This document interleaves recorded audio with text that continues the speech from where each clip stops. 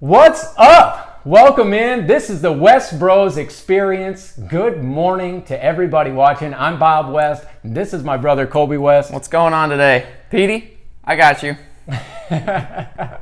What's up, everybody? Today we're talking about how to negotiate in the year 2020 and beyond.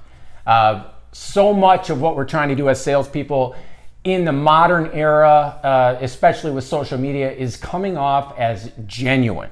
And that's incredibly important. Yeah, we elaborated already in a previous episode. You'll have to check that one out as well if you haven't already. Relating back to some Carnegie stuff, and it's just coming off genuine, like you said, and not coming off as that sleazy salesman we all hate, honestly. So it's for me personally, it's a complete belief in yourself and the product. So I'm in solar sales now. Yep. And after leaving an engineering job for the last 4 years, and decided I took the leap because I believed in myself and knew I could do it. So yep. I took that chance, and I obviously believe in the product and believe in myself, and we're here. So absolutely. So yeah, I mean, that's the first part of being genuine, is having that ultimate belief in yourself, in your product, or in your service.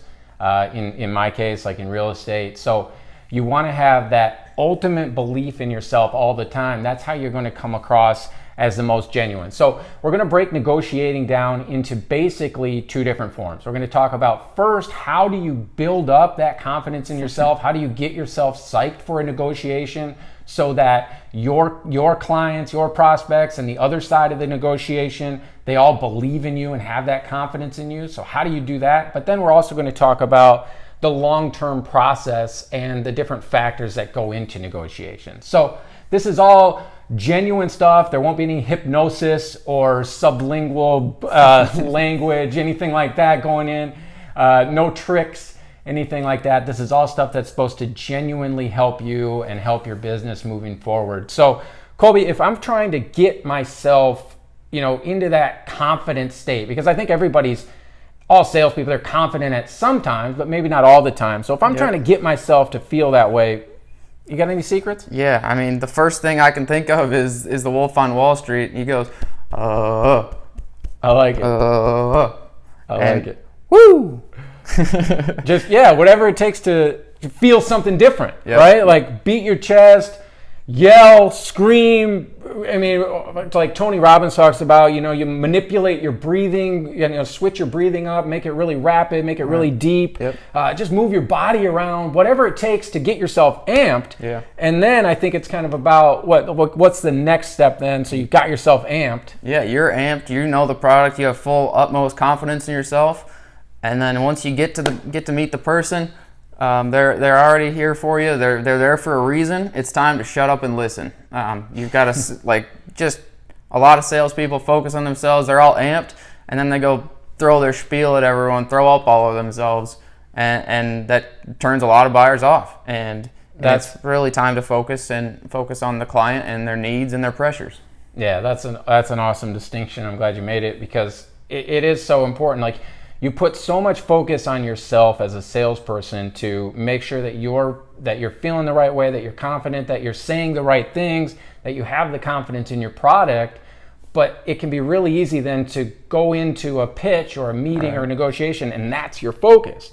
But your focus needs to immediately switch to the client or the other side and what their motivations are. Yeah. It's like I've seen a few different places, like a 70-30 rule. Like, you're listening 70% of the time, and I think that's even low. It should be almost like a 90-10. Like, your sole focus should be on the customer, the client, and actually figuring out why they agreed to take the conversation with you and what they're looking to improve in their life. Yeah, it's what motivates them. What are they looking to improve? What are they looking to what are they looking to change? A lot of times it's financial when we're talking about negotiations, but a lot of times it's other things. In real estate, it's time frame. Somebody needs to move. Maybe they need to move quickly, or maybe they don't need to move quickly. And being able to be responsive to those points and those parts of their motivation are absolutely huge. So I think, like you talked about, kind of digging deeper with people because it's not always necessarily about the price. Yep. No, it's I believe I read somewhere in Carnegie's book that 71% of people would rather buy from someone they know and spend a little bit extra than to find someone with that lower cost. So that really kind of set the tone for me. Realize like, hey, people obviously like to do business with people they know and trust, and it's not always about the price. It's about the value you can bring them through a relationship and through the product. Right. It's true. Yeah. And I think everybody can relate to that across all different facets. We like to deal with people that we know and that we like and that we trust, and that's all there is to it. So if you're a salesperson, your number one job is to know people, to get people to like and trust you. That's exactly right. Yeah. You're not going to do that through tactics. You're going to do that by figuring out what's important to them. And so as we get into that, you've got to focus on the client. You focus on their motivations. But then the different factors of a negotiation are huge. One of my personal mentors, Ryan Serhant from $1 Million Listing, breaks it down to the 3 P's of every negotiation. He says there's price, there's pressure, and there's persistence. So everybody knows about price. Obviously, you want to buy for the lowest, you want to sell for the highest. That's obvious. But the pressure is often the thing that gets the deal done, because that's the motivating factors. And being able to kind of uncover somebody's motivating factors, what actually puts pressure on them. So what are maybe some of the questions that you can ask? We've talked about this in the past about making genuine connections, but what are some of the ways you can uncover people's motivations? Right. Yeah, I think immediately, first and foremost, you just come out straight, ask them, say, why did you agree to take this meeting with me? Like, what's going on? And then go back to the form tactic that we talked about. Ask about their family and their occupation, recreation, motivation, and really get to feel it, because they'll bring up the pain points right away. People always talk about what's going on negatively in their life first. It's how humans are, apparently. So well, yeah, they're gonna tell you their problems whether you ask directly or indirectly. So yeah, I think that's huge, especially in real estate. You run into, you talked about their family, their occupation. Those are the 2 primary reasons people make decisions when it comes to buying and selling houses. Is what's the best for me and my family. So if you're able to communicate that as a salesperson, and whatever you're selling along the way, like Colby's selling solar, but also health and fitness products. There's all sorts of ways that you can make people better and make their lives better and help them realize that they're doing it not only for themselves but for their families as well. It's the time of the year everyone's kind of refocusing on their health and their family's health, and they want to do the new year, new me. Everything's kind of full circle there. We gotta eat some more pies for Christmas, and then we get to that. Right? I'm with that. It's let's see, I lost my train of thought. Well, the last P, let's get to that real quick. The last P was persistence. So you've got price, you've got pressure, you know the person, you know their motivation, but a lot of people's motivation is to stay exactly where they are. That's true. That's their comfort zone. They work so hard to get here, so why the heck would they want to move? And so reminding them and being persistent, that's your job as a salesperson, making the calls, sending the messages, reminding them of the benefits of your product. Yep.